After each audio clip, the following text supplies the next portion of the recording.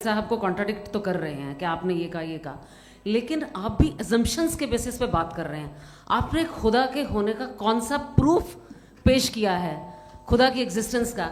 अब इस सवाल को अलग रहने दीजिए, कौन एथीस्ट है कौन नहीं है। और दूसरी बात जो आपने एक छोटी सी कही थी कि ये फ्री विल का इस्तेमाल करता है इंसान अपनी, लेकिन इस फ्री विल का इस्तेमाल में मतलब खुदा ने ये दे दी सबको ये इजाजत कि वो कितना घिनौनापन और कितने ज्यादा खराब से खराब तरीके इस्तेमाल कर सकता है। जवाब सुनते जी। आप फ्री विल को मानती है ना, या अब कहती है कि फ्री विल नहीं है ना? मानती है ना?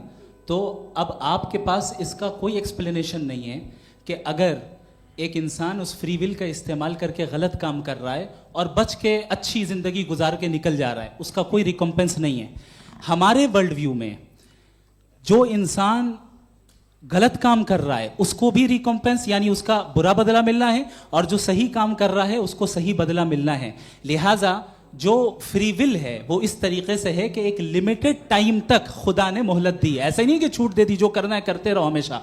वक्त आएगा जब एग्जाम का टाइम खत्म होगा तब रिजल्ट आएगा। दौराने एग्जाम जबरदस्ती आपको नहीं बताया जाएगा। अरे भाई एक सेकंड जी, एक सवाल मुफ्ती साहब से मेरा सर से मैं मुफ्ती साहब से जी, एक जी, सवाल। हाँ, मुफ्ती साहब, मैम एक रुक जाइए। आपसे फोन आप इसके बाद पूछ आपसे लीजिएगा, माइक यहीं छीन रहेंगे वो। चुका। हाँ, बोलिए। मैं मुफ्ती मैम, साहब एक एक ही सेकंड। सवाल करता हूँ कि अगर जो हो रहा है फ्री विल से हो रहा है और एक दिन बरोज़ क़यामत इंसाफ होगा मैशर में वगैरह वगैरह, तो दुआ क्यों मांगते हैं लोग?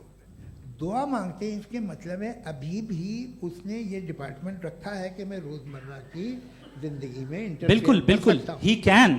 तो तुम कैन हो, तुम मुझे नौकरी दिला देते हो, मेरे बेटे को ग्रीन कार्ड दिला देते हो, और 45,000 बच्चे मरते उन्हें रोकते नहीं हो।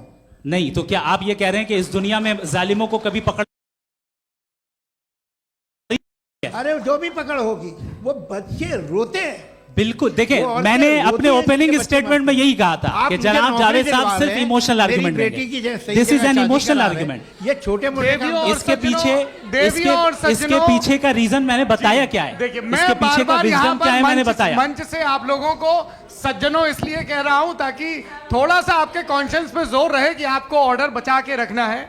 वक्त तय हुआ था, ये वक्त पूरा हुआ, आपने इतने धैर्यपूर्वक सुना, मैं आप सबका बहुत बहुत शुक्रगुजार हूं। यदि इन दोनों विद्वानों की इच्छा होगी तो कभी हम इस बातचीत का राउंड 2, राउंड 3, यही तो देखिए खूबी है इंसान की कि बहस मुबाहसे में वो पड़ा रहता है।